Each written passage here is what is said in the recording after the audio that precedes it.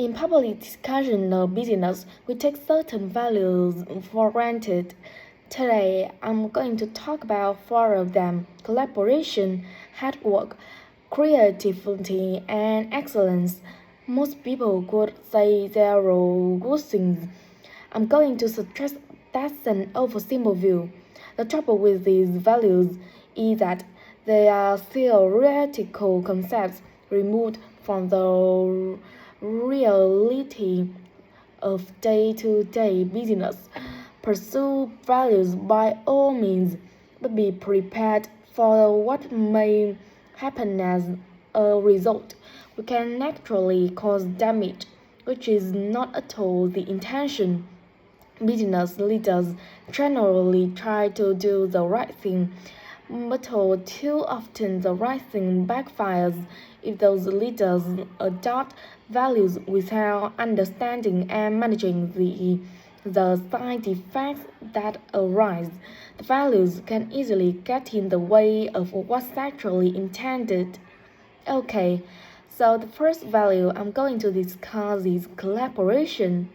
Let me give you an example.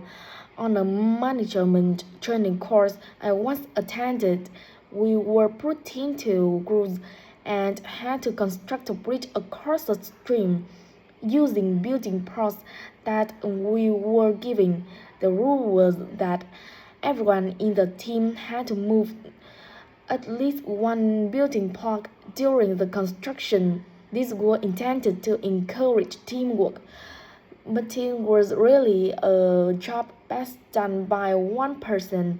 The other teams tried to collaborate on building the structure, and it tended into confusing, with everyone getting in each other's way. Our team leader solved the trolley brilliantly. She simply asked everyone in the team to move a piece a few centimeters to comply with the rule, and then let the person in the team with an attitude for puzzles like this build it alone. We finished before any other team. My point is that the tag weren't really suited to team working, so why make it one? Teamwork can also lead to inconsistencies. A common cause of poor sales. In case of a smartphone that a certain company launched, one director wanted to target the business market, and another demanded it was aimed at consumers. The company wanted both directors to be involved, so gave the product a consumer-friendly name, but, but marketed it to companies. The result was that it met the needs of neither group. It would have been better to let one director or the other have his way, not both. Now, industriousness or hard work, it's easy to mock people who say they work hard. After all, a hamster running around in a wheel is working hard and getting nowhere. Of course, hard work is valuable, but only when properly targeted. Otherwise, it wastes the resources that companies value most, time and energy. And that's bad for the organization. That's a management model that grows people according to four criteria: clever, hardworking, stupid, and lazy. Lazy means having a rather rational determination not to carry out unnecessary tasks. It doesn't mean trying to avoid work altogether. Most people display two of these characteristics, and the most valuable people are those who are both clever and lazy.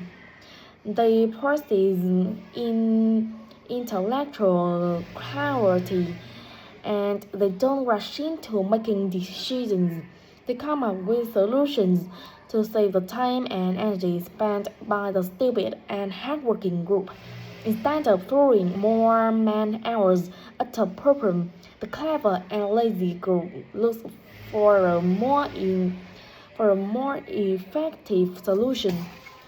Next, we come to creativity.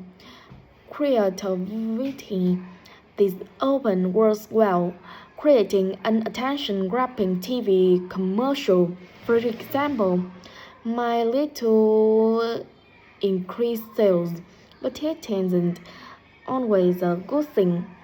Some advertising campaigns are remembered for their creatively for creativity without having any effect on sales. This happened a few years ago with the launch of a chocolate bar.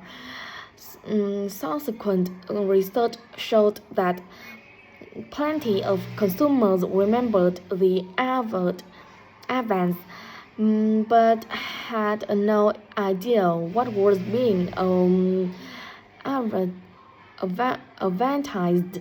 The trouble is that the creator derives pleasure from coming up with the idea and wrongly assumes the audience for the campaign will share that feeling. A company that brings out thousands of new products may seem more creative than a company that only has a few, but it may be too creative and make smaller profits. Creativity needs to be targeted to solve a problem that the company has identified. Just coming up with more and more novel products isn't necessarily a good thing.